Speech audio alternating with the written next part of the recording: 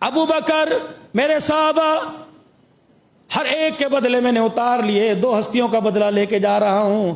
ایک خدیجہ جس نے سب کچھ قربان کر دیا، مال میں کمی نہیں کی، اشارے میں کرتا رہا، قربانیاں خدیجہ دیتی رہی۔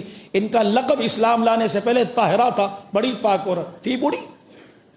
میسرہ کو ساتھ بھیجا اور پیغام دیا کہ اگر دنیا کا مال لے کے جاتے ہو میرا مال بھی لے کے چلے جاؤ۔ ابو طالب کثیر العیال تھے کیونکہ ان کی کفالت میں تھے، تو آپ نے اپنے چچے کی پریشانی کو دیکھا اور چچے سے پوچھا کہ میں مال لے کے چلا جاؤں۔ اب پھر دوسرا قافلہ ملک شام گیا تو غلام میسرہ کو سیدہ خدیجہ نے بھیجا کہ دیکھ کیا کیا رستے کے اندر باتیں ہوتی ہیں۔ اب وہ مال کو کم دیکھتا، حضور کی چہرے جمال کو زیادہ دیکھتا۔ پاک پیغمبر صلی اللہ تعالی علیہ وسلم ملک شام سے تھوڑا سا پہلے اللہ اکبر ایک جگہ رکے، وہاں ایک نستورہ راہب رہتا تھا۔ نستورہ وہ بھی تورات انجیل کا عالم تھا۔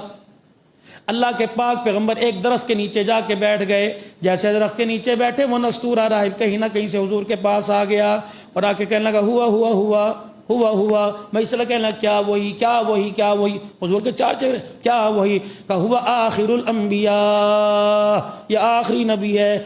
وہ کہ یار نہ ملے نہ جلے نہ ہاتھ ملائے نہ بات چیت۔ انہوں نے کہا جو ان کی آنکھوں میں ہر وقت سرخی رہتی ہے یہ ہے کہ ہر وقت رہتی ہے۔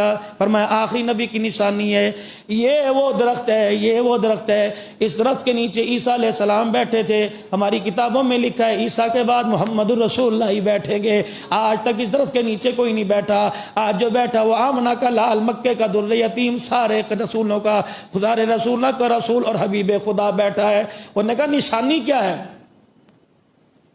انہوں نے کہا نشانی، انہوں نے کہا نشانی بتائیں کیا ہے؟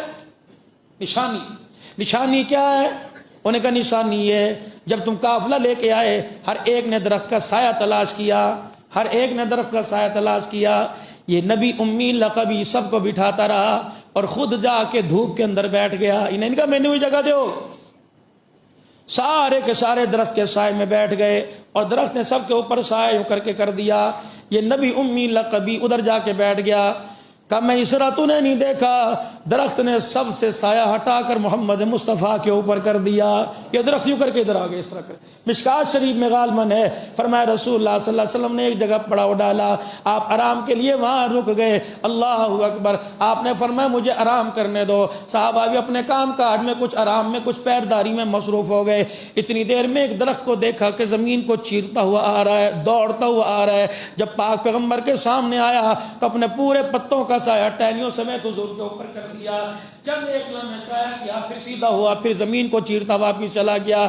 اتنے میں رحمت للعالمین صلی اللہ علیہ وسلم کی آنکھ کھل گئی۔ آپ نے فرمایا صحابہ کس چیز نے تمہیں پریشان کر دیا؟ کہ یا رسول اللہ یہ نشان دیکھ رہے ہیں، یہاں سے درخت چلا یہاں آیا، پورا سایہ آپ کے اوپر کیا اور یہاں سے چلا گیا۔ فرمایا پتہ ہے جب یہ درخت زمین پر پیدا ہوا تو اس نے اللہ سے ایک درخواست کی تھی کہ اللہ ایسا بھی وقت آئے گا کہ سونے محمد کا مجھے بھی دیدار کرایا جائے گا۔ اللہ نے اس کی درخواست منظور کر لی۔ اس راستے پر اس راستے پر میرے نبی کا گزر ہوا، اس وقت سے درخت منتیں کر رہا تھا مجھے زیارت بھی کرنے دے، مجھے سلام کرنے دے۔ فرمایا صحابہ پریشان نہ ہو، یہ درخت سایہ کرنے کے لیے آیا تھا، یہ پریشان کرنے نہیں آیا۔ میں محمد کی زیارت بھی کر گیا، میں محمد کو سلام بھی کر کے چلا گیا۔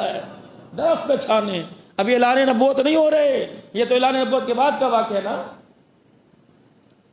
انہوں نے کہا دیکھتا نہیں سارا سایہ ادھر تھا، یہ آیا آ کے بیٹھا، یہ سایہ سارے ادھر چلا گیا، تم دھوپ میں نہیں بیٹھا؟ کہا ہاں۔ انہوں نے کہا لے جا واپس اس کو، سارا مال یہیں بیچ دو منڈی میں۔